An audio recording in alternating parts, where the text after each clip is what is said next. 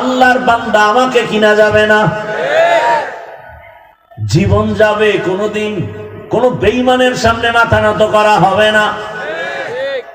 এরে যুবক, রাস্তা দিয়ে হাঁটে আর টাকা আসে, অনর্গল টাকা আসতেছে, তোমারে দেয় কেউ?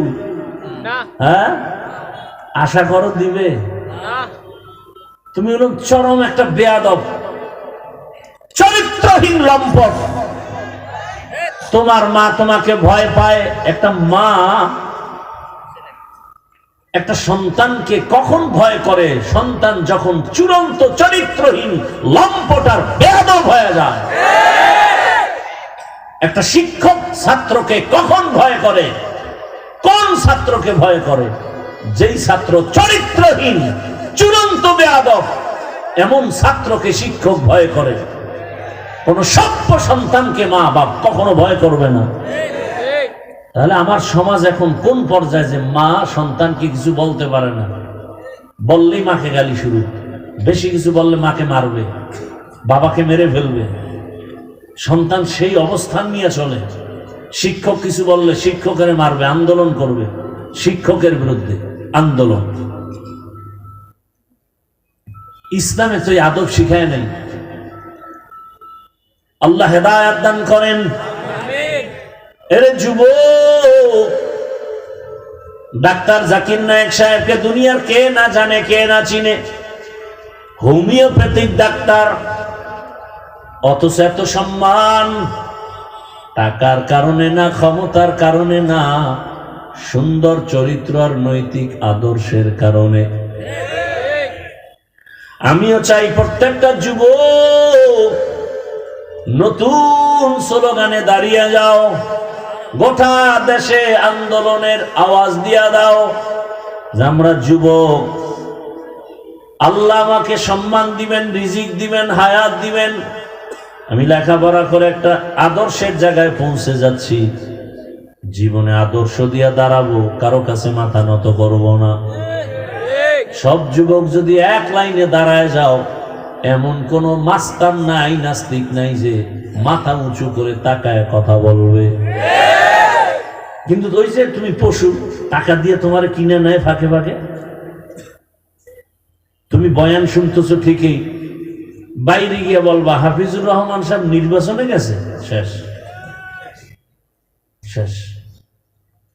এটা চিন্তা করবা না যে নির্বাচনে গেল কি চায়। আব্রাহাম লিঙ্কনের আদর্শ বাস্তবায়ন করতে চায় না, মাও সেতুনের আদর্শ বাস্তবায়ন করতে চায় না, শেখ মুজিবুর রহমান সাহেবের আদর্শ চায় না, জিয়াউর রহমান সাহেবের না, মদিনার রসুলের? এটা বিশ্লেষণ করে না, এটা করবা না। কি চায়? গত কবে একটা এখানে বয়ান করছি না, এই জন্য আজকে বললাম সাইজা করার হেদিন করে দিছি। কপালে, পাঠার কপালে সিঁদুর লাগে না। কপাল পুড়ে গেলে রসুলের বয়ানেও হেদায়াত হয় না, আর কপাল খুলে গেলে রসুলকে জবাই করতে গিয়েও কালেমা পড়ে। মাত্র 27 বছরের যুবক, নাম কি? নবীকে জবাই করতে গিয়া কি পড়েছে? আর কপাল পোড়া আবু জাহাল রসুলের সাথে থেকে এক প্লেটে খাইয়াও কালেমা পড়ে নাই। 13 বছর রসুলের সাথে ছিল, বয়ান শুনছে, খানা খাইছে, কালেমার বেলা না না না বাতিজা, খবরদার, ওই লাইনে আমরা নেই। বুঝেন না কথা? ওটি হইল সাধারণ মূর্খ মানুষ, যারা গ্রামের গরিব, এরাই জিকির আজকাল লয়ে চলবে। আমরা পরলোক আমগে এটি কাম না। মসজিদে ঢুকছে গরু, খাদেমে দিছে দৌড়, গরুর উপরে বেতের বাড়ি। মালিক মিয়া, তুমি গরুরে মারো কেন? গরু কিছু বুঝে? আমারে কোনোদিন দেখছো মসজিদে ঢুকতে? গরু তো বুঝে না, ফট করে ঢুকে গেছে। আমি তো কোনোদিন ঢুকি না, আমার তো সে বুঝ আছে। কিরম বেয়াদব নাই? আল্লাহ হেদায়েত দান করুন। ভাইরা আমার, মানুষ হিসেবে থাকেন, মানুষ হিসাবে পরিচয় দিয়ে থাকে। আপনি ডাক্তার হন, ইঞ্জিনিয়ার হন, কি আল্লাহর জান্নাত পাইতে হলে কি হুজুর হইতে হবে, মাওলানা হতে হবে? এত টেনশন কেন? ডাক্তার হন, ইঞ্জিনিয়ার হন, প্রফেসর হন, ওসি ডিসি এসপি হন, সমস্যা কোথায়? কিন্তু আদর্শ ঠিক রাখেন। আপনি মানুষ, মানুষের আদর্শ ঠিক রেখে চলেন। আপনি কোনদিন পশুর চরিত্রে যেন চরিত্রবান না হন। বাস এতটুকু পার্থক্য। আমি মানুষ, আমি পশু না। আমার জবান, আমার চলাফেরা একটা সীমাবদ্ধতা দেওয়া আছে। আল্লাহ সবাইকে তৌফিক দান করে তাকওয়া অর্জন করার জন্য, খাঁটি মুসলমান হওয়ার জন্য একমাত্র পথ আল্লাহর প্রিয় বান্দা আহলে হক তাকওয়াওয়ালা উলামায়ে কেরামের নেক নজর, নেক সোহবত। আল্লাহ পাক কবুল করেন। বয়ান যতক্ষণ চলতে থাকবে উলামায়ে কেরাম বয়ান করবেন, শেষ দোয়া করে যাবেন আল্লাহ সবাইকে কবুল করেন। আর এখান থেকে বের হলেই তো গুনাহ স্টার্ট হয়ে যাবে। চোখের গুনাহ, হাতের গুনাহ, জবানের গুনাহ চালু হয়ে যাবে। এখানে যতক্ষণ আছেন অন্তত গুনাহ স্টার্ট হবে না, সওয়াব হবে। আর ঘুমাইবেন না তো। কি আজকে বাংলাদেশে ঘুম আছে? এখন তো খালি নতুন নতুন চমক, সব ঘুম শেষ। এরপরে মোবাইল তো আছেই, আর ঘুমানোর দরকার কি? আল্লাহ সবাইকে হেদায়েতের দৌলত দান করেন। ভালোবাসেন আপনারা, আমি আপনাদেরকে দিল থেকেই মোহাব্বত করি, ভালোবাসি। আল্লাহ ভালোবাসাকে দায়েমান কবুল করেন। আপনাদের পার্শ্বেই থাকি। আগামী পরশুদিন শুক্রবার 26 তারিখ মাহফিল।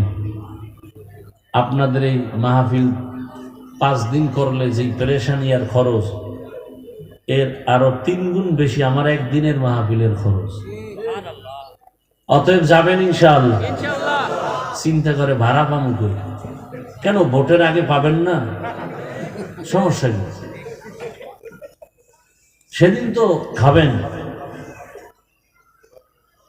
নিয়ত করেন জুমার নামাজ ওখানে হবে, সকাল 10টায় শুরু হবে, রাত্র 12টা পর্যন্ত জুমার নামাজ মাঠে হবে। যাবেন তো ইনশাআল্লাহ? আল্লাহ সবাইকে কবুল করেন। এটাই তো ভালোবাসা। এখন তো হাত বিছাইলো, আমি হাত ধরি না। 1 নম্বরে কয়জনের সাথে মিলাবো, 2 নম্বরে হাত যারা দেয় এরা রসুলের মোহব্বতে দেয় না, ছবি তোলার জন্য দেয়। এই 2 কারণে আমি হাত বাড়াই না। মাদ্রাসায় আসবেন, মাহফিলে আসবেন, প্রতি মাসের 2য় শুক্রবার ইজতেমায় আসবেন। হাত কেন? বুক মিলাবো। আমি অপেক্ষায় থাকি, বুক মিলাবো। ওদিন বাইরে কোনো ওয়াজ রাখি না, সারা রাত এক জায়গায় বসে থাকি। সারা দেশ থেকে আল্লাহর বান্দার আসে, তাদেরকে সময় দেই সারা রাত। প্রত্যেক মাসের 2য় শুক্রবার যাবেন। আর আগামী শুক্রবার তো মাহফিল, দাওয়াত।